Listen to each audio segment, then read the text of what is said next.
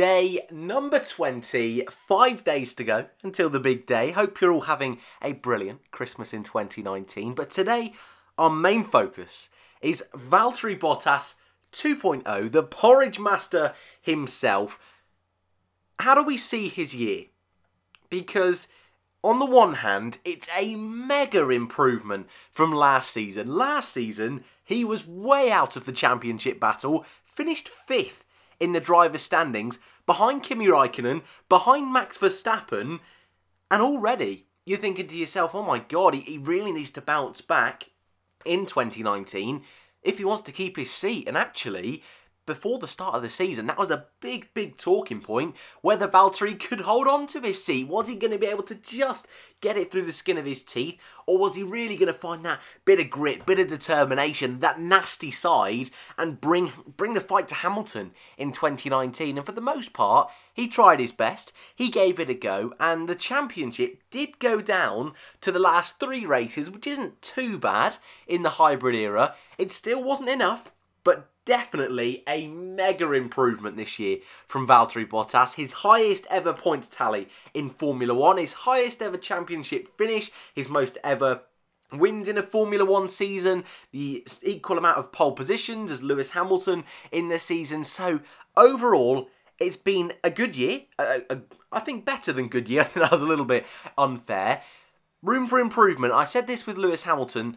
There's room for improvement, but if I'm going to be critical of Hamilton, I have to be critical of Valtteri, because you look at those first 5 races where Mercedes got 1-2, 1-2, 1-2, 1-2, and 1-2, you're thinking to yourself, yeah, Valtteri's really just, he's caught up with Hamilton, whereas in previous seasons, he's been here, there, and everywhere. One weekend he's on the pace, another weekend he's nowhere. In those early stages of the season, even Monaco actually, that 6th race, where he eventually sort of ended that 1-2 streak, wasn't necessarily his fault. There was a bit of an altercation with Max Verstappen in the pit lane on that particular day, which ended the streak somewhat unfairly. But hey, there's still been a period throughout the season, in that mid-phase of the season, where Bottas went a little bit AWOL.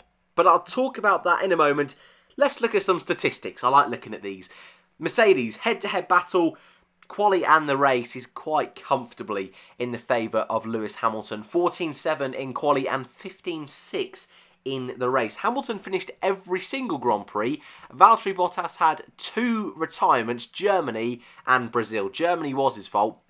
Brazil not so much. Championship position 1 and 2 and points battle was almost 100 points at the end of the day. Not fantastic, but as I said, definitely a step up from the Bottas we've seen over the past few seasons, and I think his definite best year at Mercedes. 4 victories, 2 at the beginning of the season, and 2 at the end of the season. Had that big drought midway through. 5 pole positions, 15 podiums. Not a bad hit rate considering there's 21 Grand Prix, but he was in a Mercedes. People would probably like me to point out. 326 points, championship position P2, and yeah, as I said, best quali and race were both first positions. That gap in between. So, of course, straight away, out of the blocks, victory royale for Valtteri Bottas in the first race of the season, which gave us the infamous line, the porridge master himself. Then 2 second places, 1st place in Azerbaijan, 2nd place in Spain, 3rd place in Monaco, and you're thinking, yeah, he's really got this. Canada was a bit of a blip for Valtteri, got 4th place, fastest lap, but then not a victory, well, from Azerbaijan race 4, all the way to Japan, and along the way we had races such as Germany, which were pretty awful. Hungary, P8, started that race so well in Hungary, but contact meant he had to pit end of lap 1, really screwed his race over, finished P8 as I just mentioned. Singapore, Mercedes were off the pace in Singapore, P4 and 5 in the end, wasn't fantastic. Brazil, of course, retired, nothing to do with himself and his own driving.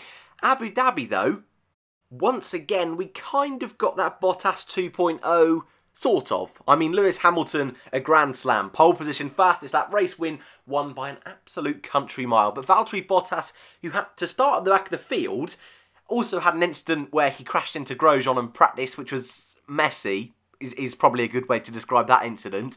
But a brilliant comeback drive up to P4 was almost on the podium. And I think that's really been a good analysis of Valtteri's whole season, those final 3 races. A pole and a win in the USA, a retirement in Brazil, a comeback drive in Abu Dhabi.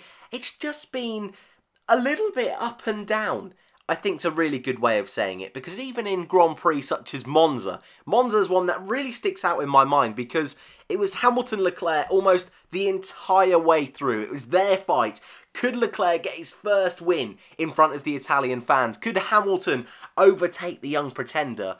But in the closing stages, it was Bottas. The race kind of came to Bottas. He overtook Hamilton and he almost took the lead of the race. And yet, most of the race, it was pretty much nowhere.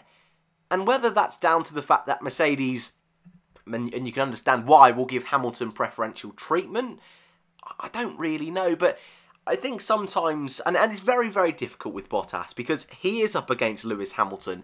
This is a car based around Lewis Hamilton. This is a team that has been Lewis Hamilton's team for quite some time now.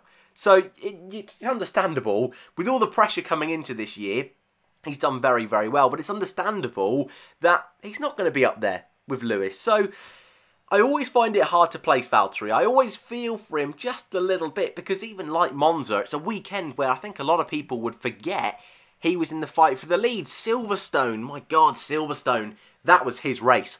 Pole position in Lewis Hamilton's backyard. That incredible move up the inside of Copse. One of my overtakes of the season. Actually, that battle between the two of them was awesome that weekend.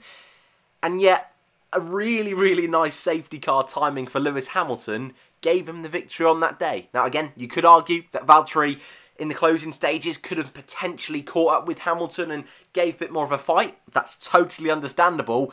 But I think Valtteri's had a really good year. Not fantastic. So I'm going to give him an 8 out of 10. Definitely his best season since joining Mercedes. I'd love to know your thoughts in the comments below. More videos coming your way over the next 5 days. So if you're new, feel free to subscribe. And I hope to see you in the next one.